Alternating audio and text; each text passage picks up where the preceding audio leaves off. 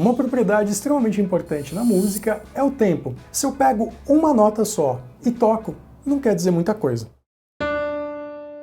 Agora, se eu pego essa mesma nota e faço divisões diferentes para ela, a maneira que eu fico repetindo essa nota, eu já tenho um sentido mais musical, uma música ali acontecendo.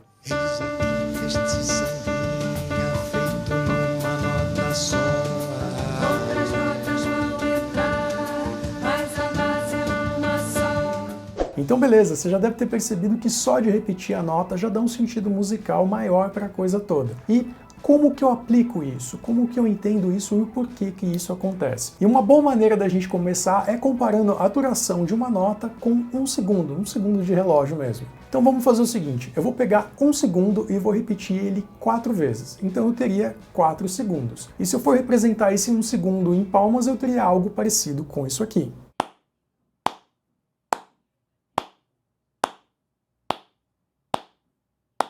Mas e se agora, para cada segundo desse, eu colocar uma nota? Então eu bato ali a palma, coloco uma nota no piano ou de qualquer outro instrumento. Como ficaria?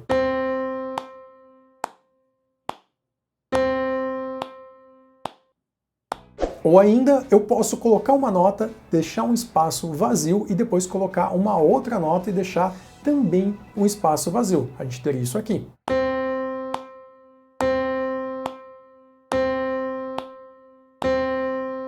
Mas e se eu pegasse essa segunda nota aqui da repetição e dividisse ela na metade? Ou seja, em 1 segundo, ao invés de eu tocar uma nota, agora em 1 segundo eu vou tocar 2 notas.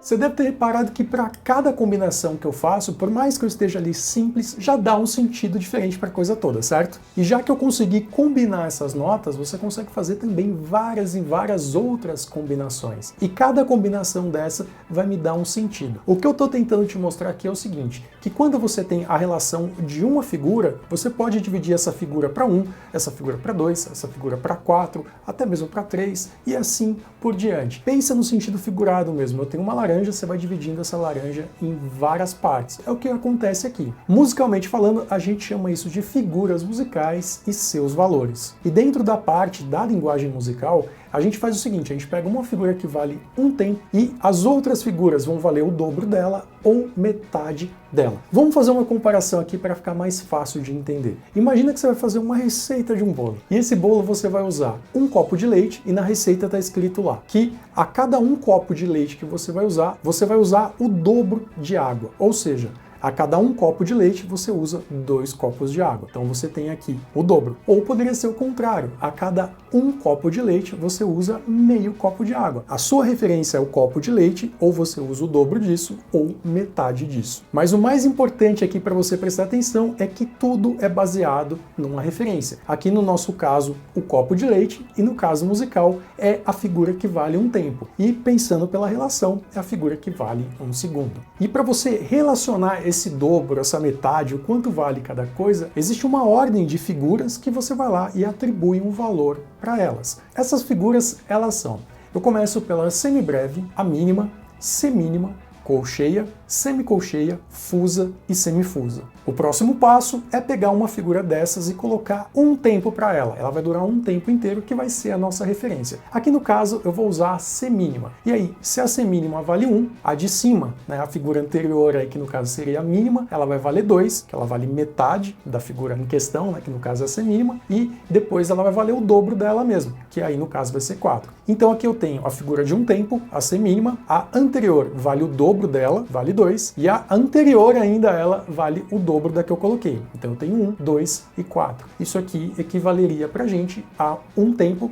2 tempos e 4 tempos. E aí eu encaro que as outras vão valer metade. A colcheia vale meio, a semicolcheia vale 1/4 de tempo, a fusa vale 1/8 de tempo e a semifusa vale 1/16 de tempo. E aí você pode estar se perguntando, pô, 1/16 de tempo, como é que eu conto isso? Você acaba pensando que você precisa de 16 figuras para dar um tempo. Aqui na nossa comparação, você vai ter que tocar 16 figuras em 1 segundo, 16 notas em 1 segundo, ou seja, é bem rápido. Mas para você ter uma ideia aqui de comparação das figuras em valores mais usáveis, digamos assim, se liga nesse exemplo aqui.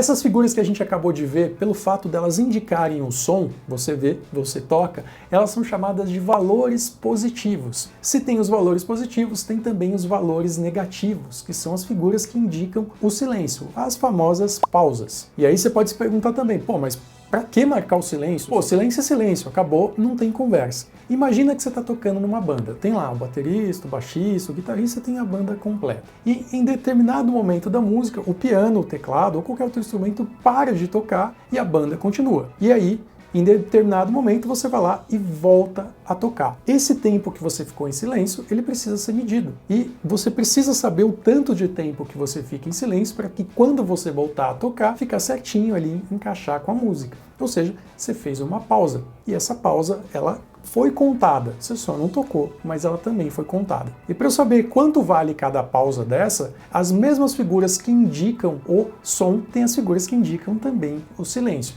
Então a semibreve tem a figura positiva e a figura negativa, que aqui no caso é esse tracinho mais gordinho aí escrito na quarta pauta de baixo para cima. No caso da mínima, é o mesmo princípio, você tem aí um tracinho mais gordinho, mas escrito na terceira pauta de cima para baixo. Ah, vou confundir.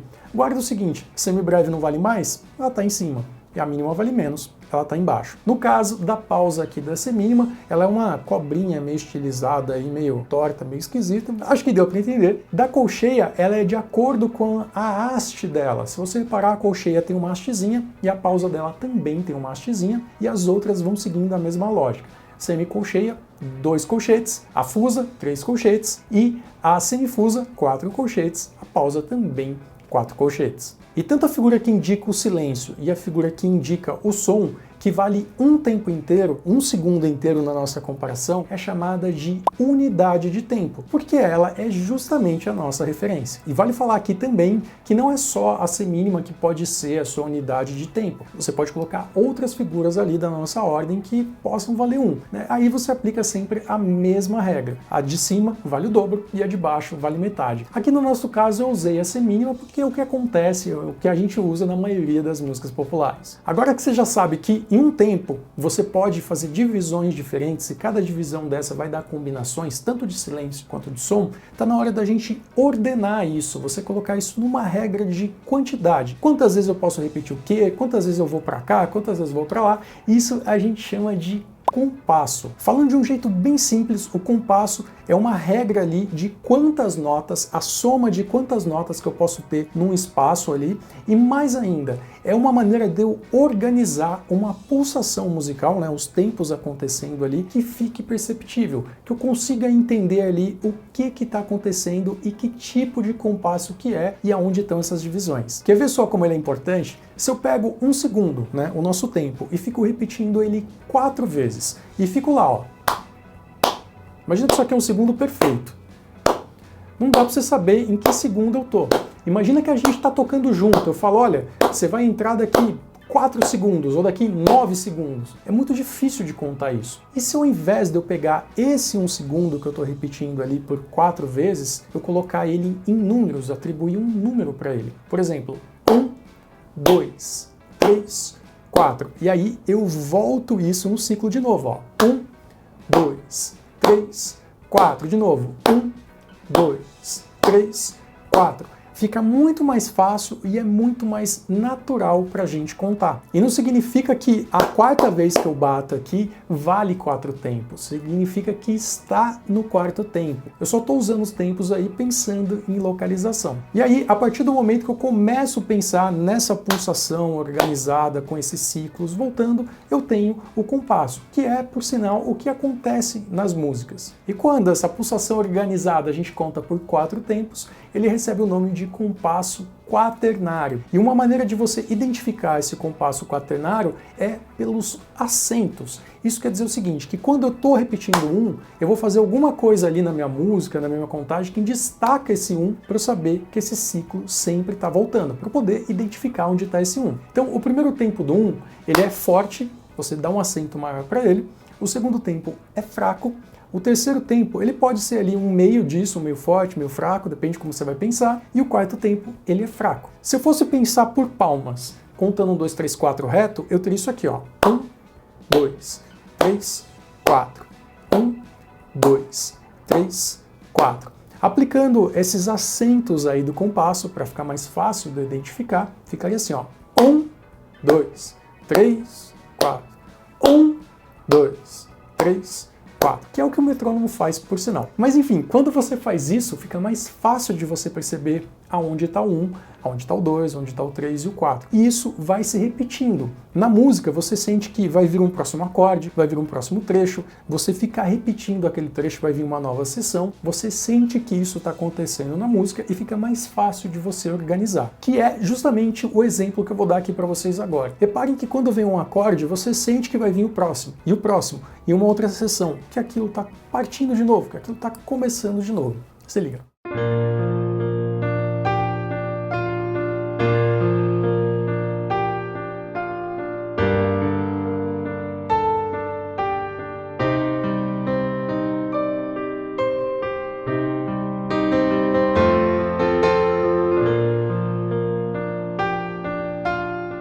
E ó, um detalhe importante, perceba que essa pulsação ela é regular.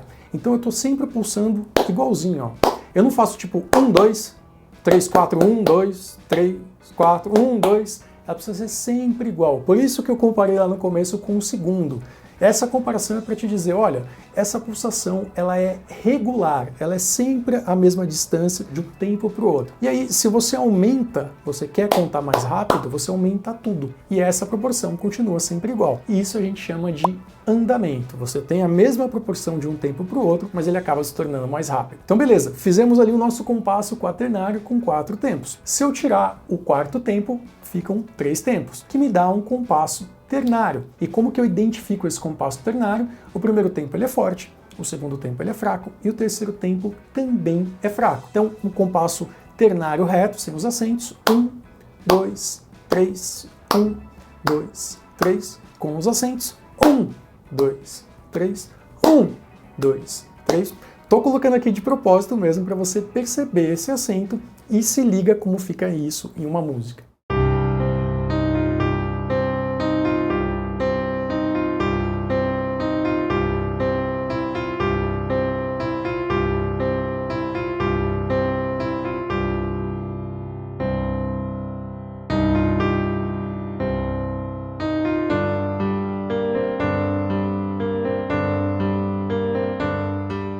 E como você já deve ter imaginado, eu posso tirar também o terceiro tempo, que vai me resultar num compasso binário, onde eu tenho o tempo 1 e tempo 2. E aqui os acentos, eles ficam, o tempo 1 é forte e o tempo 2 é fraco.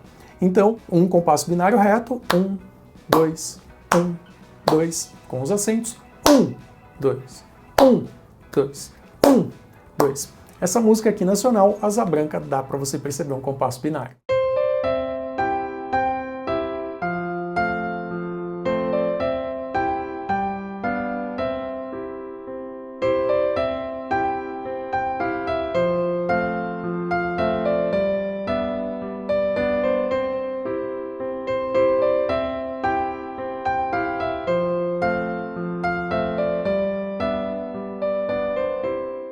Além de você identificar esses compassos pelos acentos, saber onde você está, é claro que dependendo da música isso ficou mais evidente, dependendo da música não tão evidente, aí que tá a beleza da composição em si, dá para você perceber também porque essas informações elas aparecem escritas ali para vocês no começo da música. Como por exemplo isso aqui, ó, pode aparecer escrito aí essa fração, 2 por 4. O número de cima, o 2, ele vai representar exatamente qual que é o compasso que você vai tocar. Então, o seu 2 é um compasso binário. E aí, o número de baixo, ele representa a unidade de tempo, que é justamente aquela figura que vai valer um tempo, que através dela você vai achar a combinação e todas as durações de todas as outras notas. Se por acaso aparecer um 3 por 4, vai ser um compasso ternário, e se por acaso aparecer um 4 por 4, vai ser um compasso quaternário.